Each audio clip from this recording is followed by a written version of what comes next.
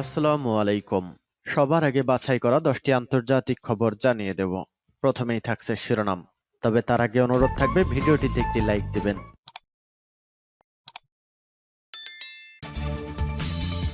UK পশ্চিমা সেনা এলে পারমাণবিক যুদ্ধ হবে বলছেন পুতিন। এরপর জানিয়ে দিব সিরিয়ায় ইসরায়েলি হামলায় 2 হিজবুল্লাহ সদস্য নিহত। এরপর জানিয়ে দিব মার্কিন সমালোচনার পরও পশ্চিম তীরে বসতি স্থাপন করছে ইসরায়েল। এরপর জানিয়ে দিব 25,000-এরও বেশি নারী শিশুকে হত্যা করেছে ইসরায়েল বলছে যুক্তরাষ্ট্র। এরপর জানিয়ে দিব রাশিয়ার বিজয়ের প্রভাব মধ্য এশিয়ায় পড়ছে এবং সর্বশেষ জানিয়ে দিব ভোটের আগে পশ্চিমবঙ্গে যে খেলা খেলছেন নরেন্দ্র মোদী। শুনছিলেন সংবাদ শিরোনাম, এখন বিস্তারিত। পশ্চিমা সেনা এলে পারমাণবিক যুদ্ধ হবে পুতিন। পশ্চিমা সেনারা ইউক্রেনের পক্ষে যুদ্ধে অংশ নিলে রাশিয়া পারমাণবিক অস্ত্র ব্যবহার করতে পারে বলে হুমকি দিয়েছেন ভ্লাদিমির পুতিন। তিনি বলেছেন, রাশিয়ার যেসব অস্ত্র রয়েছে তা পাশ্চাত্যের লক্ষ্যবস্তুতে আঘাত হানতে সক্ষম। গতকাল বৃহস্পতিবার রাশিয়ার পার্লামেন্ট সদস্য ও গুরুত্বপূর্ণ ব্যক্তিদের সামনে দেওয়া ভাষণে পুতিন এমন হুঁশিয়ারি দিয়েছেন। জাতির উদ্দেশ্যে দেওয়া বার্ষিক ওই ভাষণে পুতিন ইউক্রেন যুদ্ধকে রাশিয়ার অভ্যন্তরীণ সমস্যা বলে আখ্যায়িত করেন। তিনি বলেন, এই যুদ্ধে হস্তক্ষেপ কতটা ঝুঁকিপূর্ণ সেটা পশ্চিমা নেতারা উপলব্ধি করতে পারছেন না। এর আগে গত সোমবার ফ্রান্সের প্রেসিডেন্ট ইমানুয়েল মাখো ইউক্রেনের ন্যাটো জোটের সেনা পাঠানো প্রসঙ্গে কথা বলেছিলেন। তিনি বলেন, ন্যাটোর ইউরোপীয় সদস্য দেশের সেনাদের ইউক্রেনে পাঠানো যেতে পারে, তবে যুক্তরাষ্ট্র, জার্মানি, ব্রিটেন সহ অন্যান্য ন্যাটো সদস্য দেশ সঙ্গে সঙ্গে এই প্রস্তাব প্রত্যাখ্যান করেছে। পুতিন হুঁশিয়ারি করে বলেন, আমাদেরও এমন অস্ত্র রয়েছে যেগুলো পশ্চিমা দেশগুলো লক্ষ্যবস্তুতে আঘাত আনতে পারে। ইসরায়েলি হামলায় 2 হিজবুল্লাহ সদস্য নিহত। এক বিবৃতিতে সিরিয়ার প্রতিরক্ষা মন্ত্রণালয় বলেছে, দামেস্কের বিভিন্ন স্থান লক্ষ্য করে ইসরায়েলি সেনারা বিমান হামলা চালিয়েছে। বিবৃতিতে আরও বলা হয়েছে, তবে আমরাও এই হামলার জবাব দিতে ক্ষেপণাস্ত্র ছুড়েছি এবং ইসরায়েলের হামলা প্রতিহত করেছি।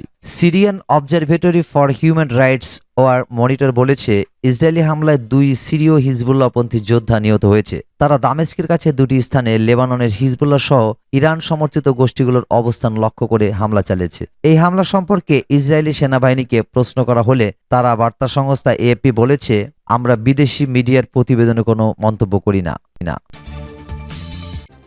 সমালোচনার পরও পশ্চিম তীরে বসতি স্থাপন করছে ইসরায়েল।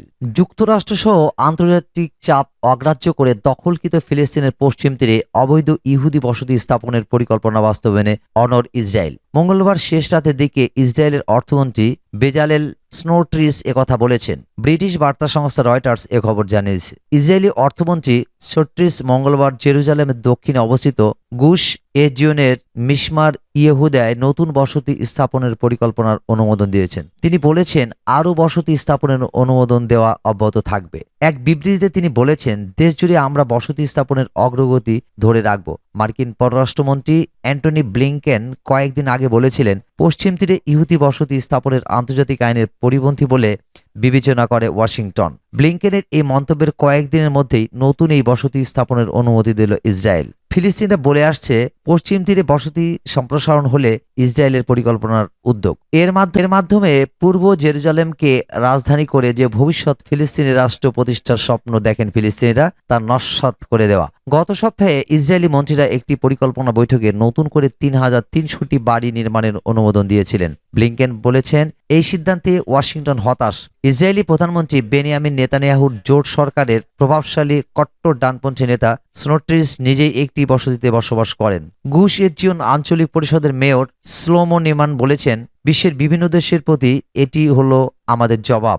আরও বাসিন্দা, স্কুল, সড়ক স্থাপন করে গুশ এজিয়নকে শক্তিশালী করে যাব আমরা। ইসরায়েলি অ্যাডভোকেসি গোষ্ঠী পিস নাও গত মাসে এক প্রতিবেদনে বলেছিল, অক্টোবরে গাজায় যুদ্ধ শুরুর পর পশ্চিম তীরে অবৈধ বসতি স্থাপন বেড়েছে নজিরবিহীনভাবে। জাতিসংঘের মানবাধিকার কমিটির এক প্রতিবেদন অনুসারে পশ্চিম ও পূর্ব জেরুজালেমে 279টি বসত বাড়ি, সেখানে প্রায় 7 লাখ ইহুদি সেটেলার বসবাস করেন। 2012 সালে এর সংখ্যা ছিল 5,20,000। রয়টার্স।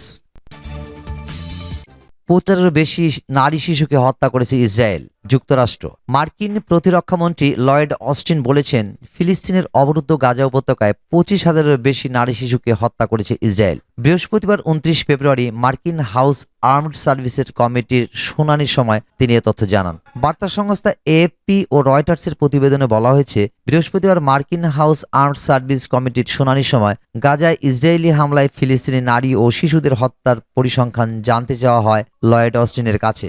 জবাবে মার্কিন প্রতিরক্ষামন্ত্রী বলেন, এই সংখ্যা 25,000-এরও বেশি। এদিকে বৃহস্পতিবার গাজা উপত্যকায় খাবারের জন্য অপেক্ষায় থাকা ফিলিস্তিনি শিশুদের উপর গুলি চালায় ইসরায়েল। কাতার ভিত্তিক সংবাদ মাধ্যম আল জাজিরা এক প্রতিবেদনে এ ঘটনায় বেশ কয়েকজন হতাহত হয়েছে বলে জানিয়েছেন। গাজায় ইসরায়েলি বাহিনীর তাণ্ডবে প্রতিদিনই শত শত নিরীহ ফিলিস্তিনি প্রাণ হারাচ্ছে, এর মধ্যে অধিকাংশই নারী ও শিশু। সেখানে গত 7 অক্টোবর থেকে এখন পর্যন্ত 30,000-এরও বেশি ফিলিস্তিনি নিহত হয়েছে। গাজার স্বাস্থ্য মন্ত্রণালয় জানিয়েছে, গত মঙ্গলবার সন্ধ্যা ও বুধবার সকালের মধ্যেই 76 জন প্রাণ হারিয়েছে। এদিকে নতুন করে আরও প্রায় 110 জন আহত হয়েছে। ফলে এখন পর্যন্ত গাজায় আহত হয়েছে 70,325 জন। গাজার স্বাস্থ্য মন্ত্রণালয় জানিয়েছে, কামাল আদওয়ান ও আল-শিফা হাসপাতালে পানি শূন্যতা এবং অপুষ্টিতে 6 শিশুর মৃত্যু হয়েছে।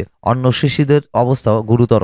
ওই 2 হাসপাতালে আরও 3 শিশুর মৃত্যুর খবর পাওয়া গেছে। জাতিসংঘের মানবাধিকার সংস্থা জানিয়েছে, মানবিক সংস্থাগুলো গাজায় প্রবেশ করতে পারছে না। তাছাড়া তারাও হামলার শিকার হচ্ছেন। এর আগে মার্কিন প্রেসিডেন্ট জো বাইডেন বলেছেন, তিনি আশা করছেন যে আগামী সোমবারের মধ্যে নতুন যুদ্ধবিরতি হতে পারে। তিনি আরও বলেন, আমার জাতীয় নিরাপত্তা উপদেষ্টা আমাকে বলেছেন যে আমরা যুদ্ধবিরতির খুব কাছাকাছি আছি।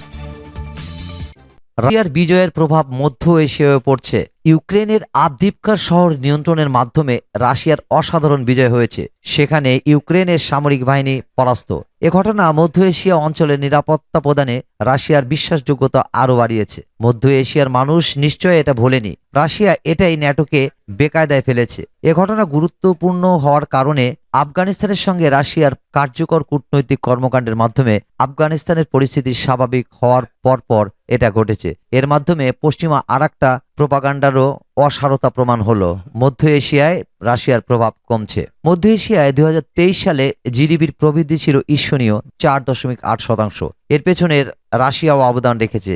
ইউক্রেন যুদ্ধের কারণে পশ্চিমারা রাশিয়ার বাজারের বাইরে ছিল, যেটি আঞ্চলিক দেশগুলোর জন্য সুযোগ এনে দেয়। একই সঙ্গে নিষেধাজ্ঞার শর্তের কারণে রাশিয়ার নাগরিকরা তাদের ব্যবসা মধ্য এশিয়ায় সরিয়ে এনেছে। মস্কোর নীতি হলো আঞ্চলিক দেশগুলোর সঙ্গে রাশিয়ার সম্পর্কে এক ধরনের রেনেসা বা জাগরণ তৈরি। রাশিয়ার প্রেসিডেন্ট ভ্লাদিমির পুতিন মধ্য এশিয়ার নেতাদের সঙ্গে ব্যক্তিগত যোগাযোগ রক্ষা করছেন। গত বছরের 9 মে মস্কোর কুচকাওয়াজ অনুষ্ঠানে ভ্লাদিমির পুতিনের সঙ্গে রেড স্কোয়ারে মধ্য এশিয়ার সব দেশের প্রেসিডেন্ট অংশ নেন। সেটি রাশিয়া এবং ব্যক্তিগতভাবে পুতিনের জন্য বড় ঘটনা। 2023 সাল জুড়ে রাশিয়ার উপর নিষেধাজ্ঞা বাস্তবায়নের মধ্যে এশিয়ার দেশগুলোকে লক্ষ্য করে কূটনৈতিক তৎপরতা চালায় পশ্চিমা বিশ্ব।